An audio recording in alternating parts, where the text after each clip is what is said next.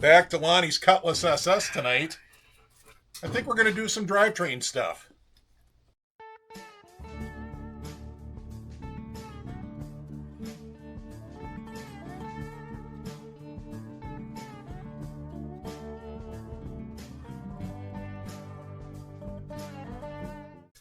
All right, so I think we're going to do the drivetrain stuff. You guys saw how we kind of damaged the tunnel. The tunnel is made up one of the two flanges for the drive shaft bearing, and it got damaged getting it out. And we'll show you after we're done talking to you. I'll show you how I fixed it last night. But basically, I took a die grinder and kind of hogged it out so that we can put a flange up tight to the tunnel. Did a little machining on the shaft. So what we're going to do tonight is we're going to put the drive shaft together. We're going to verify that it's centered. We're going to throw the motor back in, at least temporarily, and make sure we can still do the clutch alignment because we did space things out slightly. Yep. And if that all works out, great. And if not, well, we'll figure it out and adjust from there. Yeah, right? So we'll bring you along for the journey. Yeah, let's get at it. Right on. Well, it's Tuesday night, and I'm doing the dirty work, the stuff I want done when I don't have a big audience, when the boys aren't all here. The stuff that is easier to do when the shop isn't crowded. So let me show you. The first thing I did was I took a die grinder and butchered out that hole. Yeah, it's a little ugly, but the high points are there. It still properly centers this. It's really hard to die grind a hole. I don't know if you're going to be able to see this, but I can see it really clear that these squares all line up perfect. It's centered good. It sits flat. So that was the necessary repair to the tunnel. So the mating repair to the shaft. So as you may recall, this was the original bearing, and this is the style we're going to. And it's nice that it's longer because...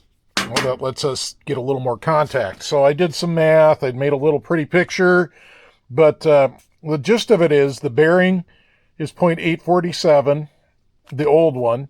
The new one is 1.065. The flange is 90 thou. So after all that, I had to machine off 128 thou. I didn't really need these drawings. I just kind of put them up there so you could kind of see the thought process where the wall, and now there's two flanges. And that's why the flange thickness subtracts from the amount I have to machine. It's pulling the bearing away versus the original when the wall was essentially the flange.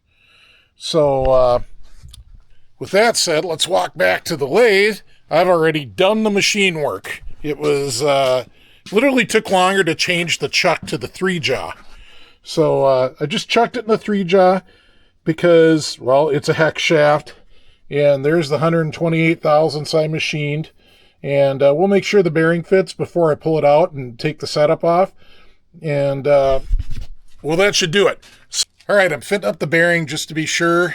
One last thing on this night when nobody else is around. And, yep, she's perfect. And really, running your finger across here, you can't even feel it. It may be just a little difference in the, what do you call it, the surface finish. But that's going to work real good. So all set up now for Thursday night when the boys come over. All right, a couple minutes later after we filmed the intro. Yep. And Lonnie's got that lined up.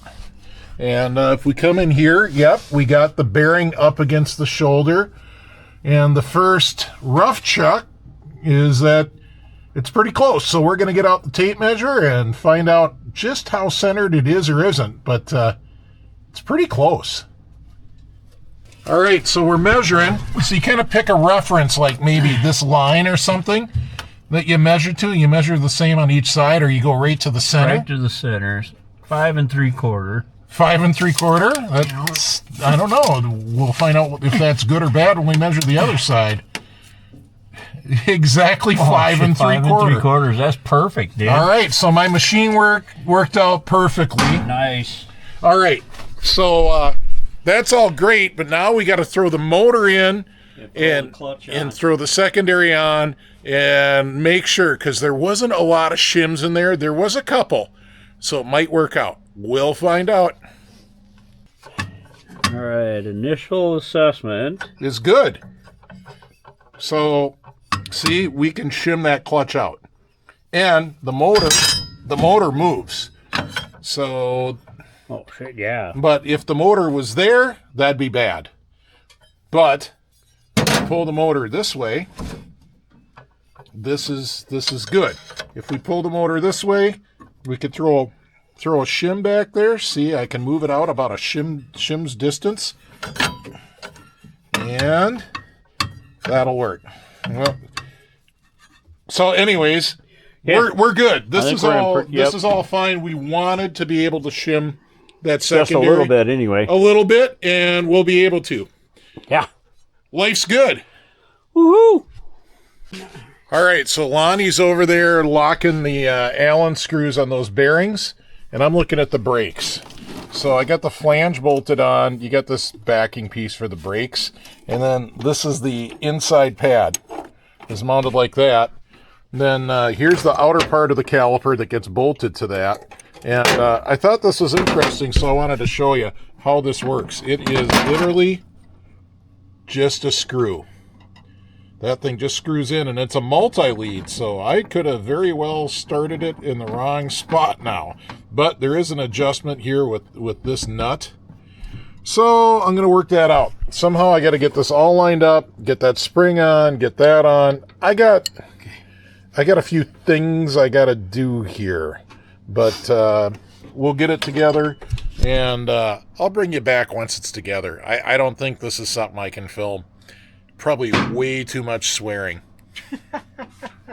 All right, I'm here to show you my shame. So we're putting the brake rotor on, and of course the brake rotor should go all the way up to that brake pad, but it doesn't. Why not? Look at all that gap. Why not? Some dummy named Nutter put these carriage bolts in from the wrong direction. Oops. Shame on me. Well, it's a good thing we can fix it. We can fix it. All right, we're laughing about it now that we're done crying. Yeah, right. So we got it together. Eventually, we figured out the right thing to do. And the last thing we did was get the spring on. And we were like, how are you going to do that? I used an exhaust spring puller and just pulled it up, dropped it on. It was so easy. It was nice. Yeah. So eventually we got it together. It's all together. It's loose. When you squeeze the handle, it's tight.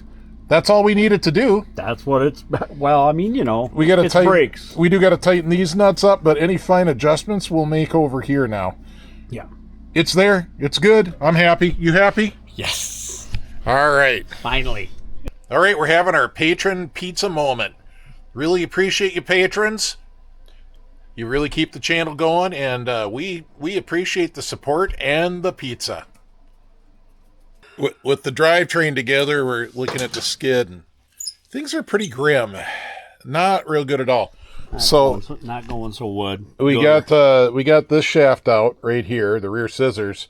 We've been banging on this front one. We put a bolt in it to protect the threads, and it didn't move. So then we moved to the rear, and it came right out. Lonnie, are we going to do an air hammer on that front one then, or what? Let's see if we can get it to move Okay. first. Yeah, if we can't get it to move with the hammer, we'll do an air hammer. No, don't. You're going to break it off or something. No, right? It ain't going to turn. If it isn't sliding, it isn't going to turn. Hit her with that.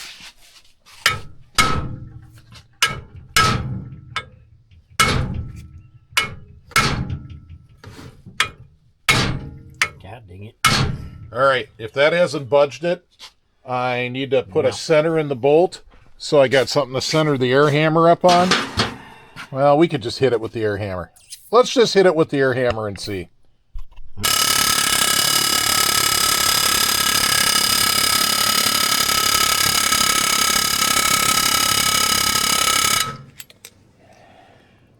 I don't think that moved at all. Lonnie, this is going to call for drastic measures. Oh my God, here we go again. I don't even know what those measures are, but we're going to have to do something. This is what we do. All right, I weighed the options off with Lonnie, and this is what he wants to try first, and it's his sled, so we're trying this first. But it's definitely taking coil down the shaft. Yeah, you see the bubbles come out as it leaks down. Yeah, I mean, there's a possibility this will work. So other options included a really long drill bit and drill the shaft out. That's a possibility. Yeah, we actually did buy a drill bit just for that. I did. Yeah. I have one. Yep. Another possibility. Somebody said, "Well, you should soak that in rust remover." I don't know. I don't have a big giant vat of rust remover to soak it in, and I don't really want to invest in it. I don't know. And then another option that I've always wanted to try is to get a really, really hot campfire going, throw that shaft in, or throw that whole arm in, and let that shaft just melt out. And there's no reason it shouldn't. Although I have heard of somebody trying that, and somehow it actually split the tube. I was gonna say, So there is some caution required there. Yeah. So, anyways, that's kind of our stopping point for the night, I think. Yep.